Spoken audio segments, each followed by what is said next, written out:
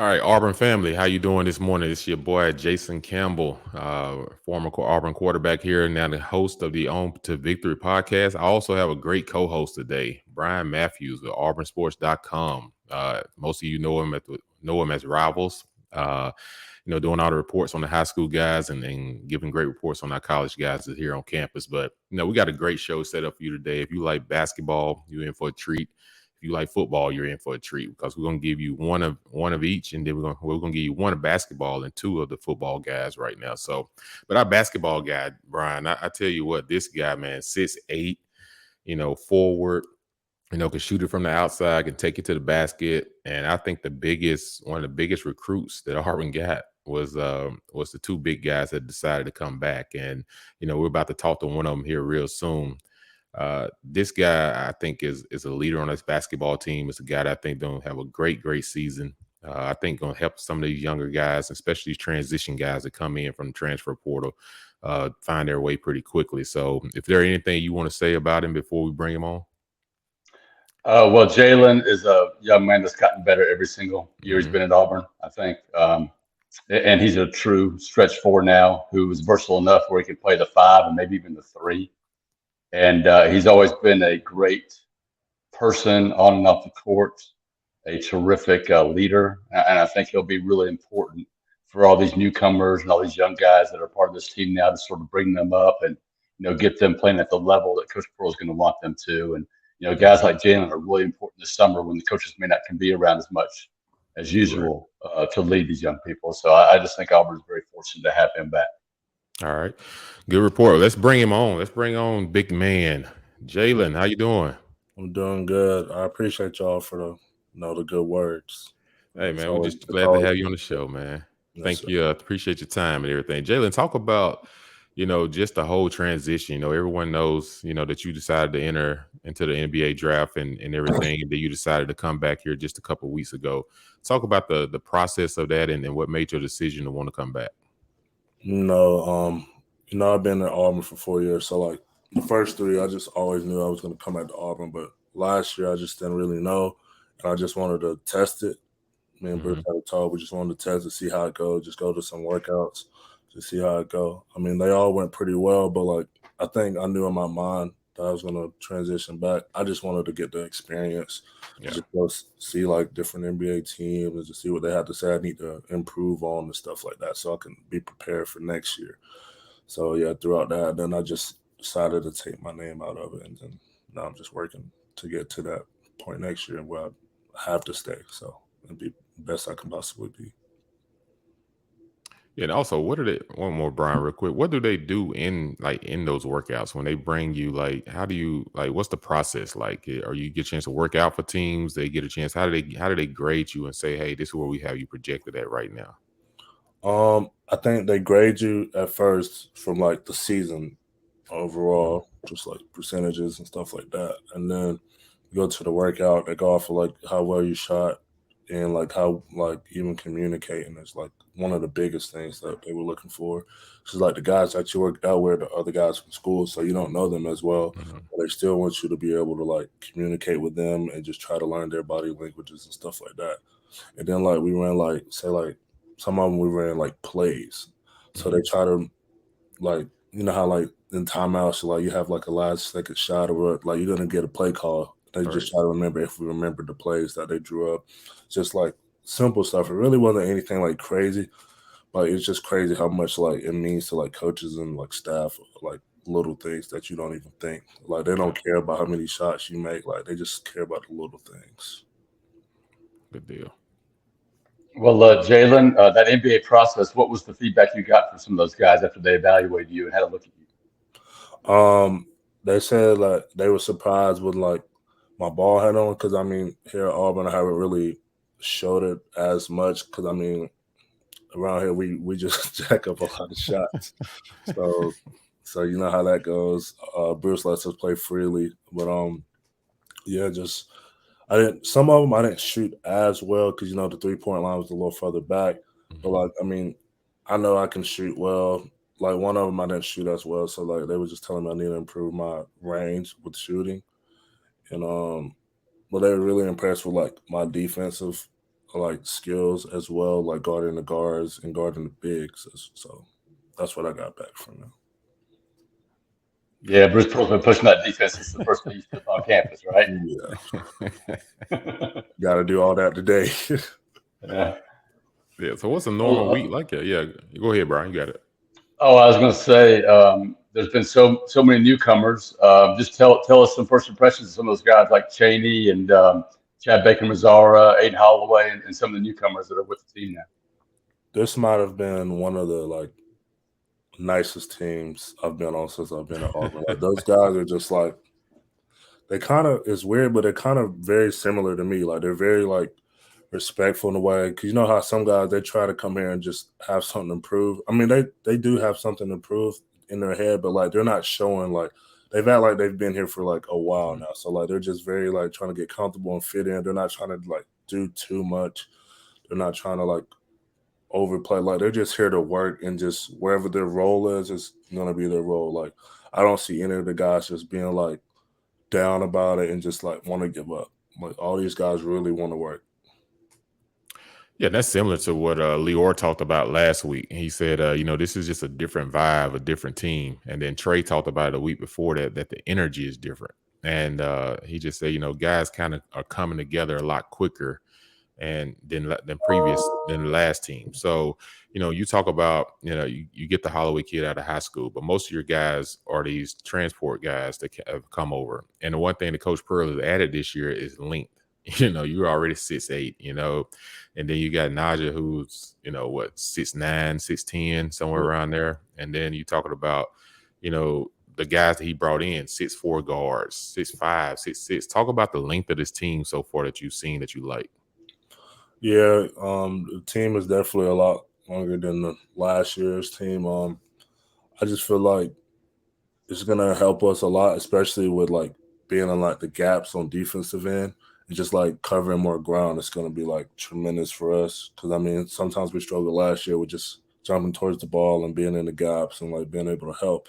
But with our length, even if we're not there, I feel like we could still recover a lot quicker to like spots. Because I mean, the team is very athletic as well. So like, even if like we're not in the right spot, I feel like our athleticism would help us like get into the right spot, even when we lost. Another thing, like, the guys here, like, they don't really know, like the new guys, they don't really know the offense as well. But like, man, we should see them every day. Like, they're trying so hard to like learn the offense and like watch a film on it. Like, it's just a different vibe. Like, it hasn't been like this in the past. That's what's up.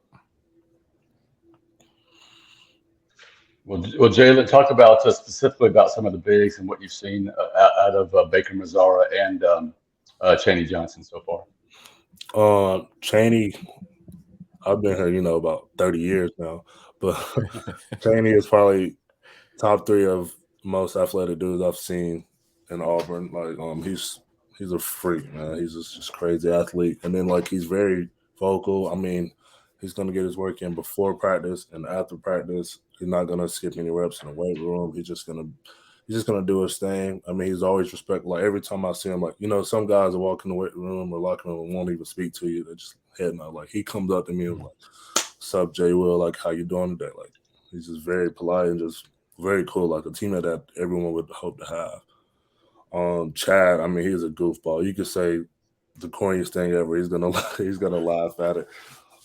He's from the DR, so some of the things we say, he just like, bro, what are y'all talking about? Like, he gets his words mixed up sometimes, but like, I mean, he's working really hard. I mean, he's every bit of 175, so we try to get him in the weight room with D to get a little bigger, but he's gonna be fine. He's quick, he's explosive, and he's gonna be a great player here. Yeah, you talk about. I'm sorry. Do you feel like looking back a year ago that this summer y'all are shooting threes a little bit better? I know that was a thing that y'all needed to prove on, along with that perimeter defense, that length, which Jason talked about. Yeah, I feel like we're gonna shoot the ball a lot better this year, because we got some guys that are very good at like set 3-point shooters, and I don't see a lot of guys trying to create their own threes on this team, more so than like the past years. But yeah, the guys this year, and then there are other schools. I mean, they shot the 3 ball pretty well, especially. I mean, Aiden, one of the best shooters in high school, coming into college. Then Chad shot over like 35%, and then even like Janine, like even in like the combine, like and all that stuff, he shot a three a lot better than he has this past season. So I feel like a lot of guys are going to be able to like stretch the floor out. That's going to be hard for teams to defend this. Which helps a lot, Brian, because you asked a great question when you think about Janai, like, what he brings to the table. Everyone knows his inside presence, and now he's trying to add that outside where he can take a guy away from the basket, which will create lane space for guys like Aiden and, some of the guards like Trey that maybe can get by their guys and get to the hoop. The more that he can get away from the basket and shoot the three, kind of makes him a double, what I call a double standard star, which means, he's unguardable from that standpoint. So, talk about your relationship, how it's grown with him over this last season, and then what y'all saw towards the end of the season that makes y'all hungry to want to get back to that tournament. I would want to say I was one of the ones I got Janai here. Okay. Like all the big guys, like they always want me to help get them here, and it was just like me and Janai always. Because like 4 and 5 was really like. Yeah, I don't know if y'all really can tell, but like 4 and 5 is really almost like the same positions. Like we can exchange and play the same different like positions throughout the offense. So me and Janai always have to talk and communicate and be on the same page, because if we're not, like we're gonna get destroyed, basically. Yeah. So it's tight. And then from the end of last year, obviously, we just got to do better, like sticking together. Like I know we never had that experience together, like in March. Mm-hmm.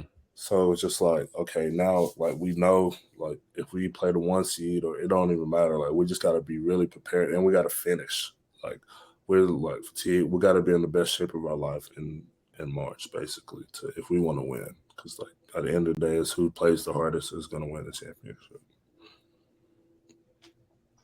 So Jaylin, you said you helped recruit Janai. Does that mean is that your first big landing? You're going to be a coach one day? Is that going to be something that you may be doing in the future? Yeah, when it's all said and done, I definitely want to coach. I don't know what level. It doesn't even really matter, to be honest. Like I want to just stay around the game as long as I can. Yeah, Joe, you are 6'8", man. Gosh, you on the court. Sometimes you can't tell how tall you guys are, because it seems like everybody in basketball is tall. And looking at the draft this past weekend, you see guys like Drew Timmy don't get drafted. The guy from Kentucky, what's my guy name from Kentucky? Sheeway doesn't get drafted. And then there was one more big time star that. Sanuko, like when you see these guys, like, man, like, does it make you say, okay, because you're more versatile from a standpoint, they're more bigs. And I think guys like Jokic and Kevin Durant has kind of changed the game when it comes to bigs, where everyone used to say back in the day, if you were 6'8" or taller, you automatically was in the post. Where now the game has changed, where they want you outside. They want you shooting the ball. They want you pulling guys away from the basket, open space up for guys like Murray and Kyrie to beat guys to get to the hoops and everything. Does that make you as a player be like, okay, I'm glad I see this, because now I get to come back for a second year? And does that make you want to shoot more outside shots to prove to the NBA that's a big part of your game? In a way, I don't necessarily want to shoot just like ton of threes throughout the game, because then my percentage possibly be bad. Yeah. Like when I'm open, I definitely want to shoot a lot more and like try to create my own shot a lot more than I have in the past. But I also like I'm still gonna go to the post when I have smaller guards or smaller 4-man on me, so like I could just get to my spot. But like it is crazy. Those guys definitely have changed the game for a lot of college guys that are like dominant. Guys even winning Player of the Year of college don't even get drafted. So that's pretty crazy.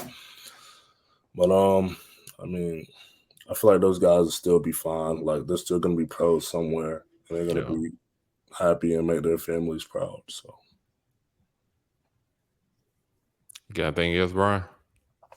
Well, I was just gonna say, you've been at Auburn so long now. What's the experience been like off the court? What are some things that stand out to you just about being an Auburn student? And I guess how close are you to getting you've got your degree, right? Yeah, I graduated in May. Yeah, and you're working on a master's now. Tell us a little bit about your academic journey. When I first got here, I didn't know what to expect. I mean, everyone just told me it's gonna be hard, but like to be honest, there was only a couple classes I actually just dropped, and it was just like my major classes because they were like tough, like all the science stuff. I don't even, to be honest, I don't even remember choosing my major. I think somebody chose it for me. I'm not a science guy, so I had to deal with all that throughout my whole major. But like, I mean, I believe in God and you'll get through it. But the journey was smooth. You know, I met some good classmates for like half a year, and then I never seen them again. Yeah. But the experience was great. You know, you just see, you walk to class, everyone wants to see you, talk to you. Like Auburn has the best fans, and they're always polite, and they always want to like speak to you. But like, there's like in the fall, I'm not gonna end up getting my master's. I'm just gonna just take some classes to just stay eligible, just like some little small classes like yoga or like bowling or something, so I can just focus on my game and be in the gym and just hopefully get my draft stock to be like really high when the season comes. Now, congrats on getting your degree and everything. Like I said, Ronnie and myself, a couple other guys, we graduated right before our senior year of football. Then we kind of did the same thing. We took some classes. I actually interned with the mayor at the time and got a chance to learn a lot about the city, sit in a couple of chamber of commerce meetings. So just learned a lot of things off the court while I had some free time. But I was able to focus a lot more on our craft of football. Before we get to the rapid fire, quick five rapid fire questions, a little tongue twisted there. Talk about NIL. NIL has kind of changed the landscape of college sports, and I always say for guys like basketball, you get a chance to come back and instead of feeling that pressure where some guys would have just said, you know what, I got to go ahead and just go and try to make the most of it because I need to make this income to support my family. Where now you have NIL. Talk about the impact of NIL for you what you've seen from your teammates and how it's changed the game. Yeah, it's definitely changed everything for college. I mean, some guys are just like, some of those bigs, like Mm-hmm. they feel like they probably wouldn't have got drafted, but like those schools, I mean, they're gonna give them big bucks Yeah. for them to stay and do well, possibly win the championship for those guys who win Player of the Year. But it's changed a lot. I mean, a lot of guys it helps like with their families, stuff like that, from like back home or like their mom, their dad, stuff like that. And it's just a big opportunity for a lot of people. Some people just have like a fortune of money. Like I know Bronny is gonna make like ton, even though he doesn't really need it. But like it depends on who you are and like how great of a player you are. And I mean, I feel like it helps even like someone that's just like decent. I feel like they still get a good amount of money and like it's gonna help them out with their families. Oh, good deal. Good deal. Brian, anything else before I hit him with the quick five? No, that was great. Really appreciate Jaylin being on here. Yes, All sir. right, Jaylin. As basketball players, you guys travel and everything, and then you got to try to find out how to do class work and how you manage your whole schedule. How rigorous is a basketball travel schedule during season? Oh man, it's actually pretty tough. But they do when we travel, they do give us like a free time of just like where we just work, where we just stop for like film and all that stuff. Cause I mean we'll be in film for like 3 hours, like and then we'd be trying to like nap and stuff. But they have like a study hour table, like study time where we just strictly just schoolwork. And then what I used to do, I used to try to get it out the way before the week even like started when we have like games. So like through the weekend, like after like a Saturday game, that Sunday I try to get it all out the way for the week. So like I mean I didn't really have to do much homework like when we travel because I usually just try to knock it out. So, but I know some guys did it like when we was in the room chilling. I mean sometimes sometimes I do it last minute, but like Yeah. most of the time I just always try to knock it out before I travel. That's what's up. That's what's up. So, what do your teammates do to make practice fun? What do y'all do from a competition standpoint to get after each other and make it a little bit more up tempo and fun? A lot of guys talk crap. Just very competitive. And then like bring a lot of energy. 'Cause, some days you don't have it. But like Yeah. there's always going to be one of those guys that brings it. Excuse me. And I'd always want to just be there and just be very competitive at all times. And Dylan's always going to bring energy. So So, he's the biggest crap talker. no, KD Johnson easily. And That's a nobody, given, right? Yeah. and nobody gonna talk more crap than KD. Yeah. That's what's up. So what do you do to calm your butterflies before a big competition? I don't really get nervous really anymore. Like, I mean, I don't play at everybody now, so it's just like another game. I guess like the very first game, it's just like at Neville every year. It's just like wow, we're already back at it. I usually just listen to music or something just to just be chill, or I just start talking to guys a lot, or I'd like call my mom or like my friends just to talk. I just try to distract myself from like the actual game that's about to happen. But once it starts, it's just like hooping another day. Right.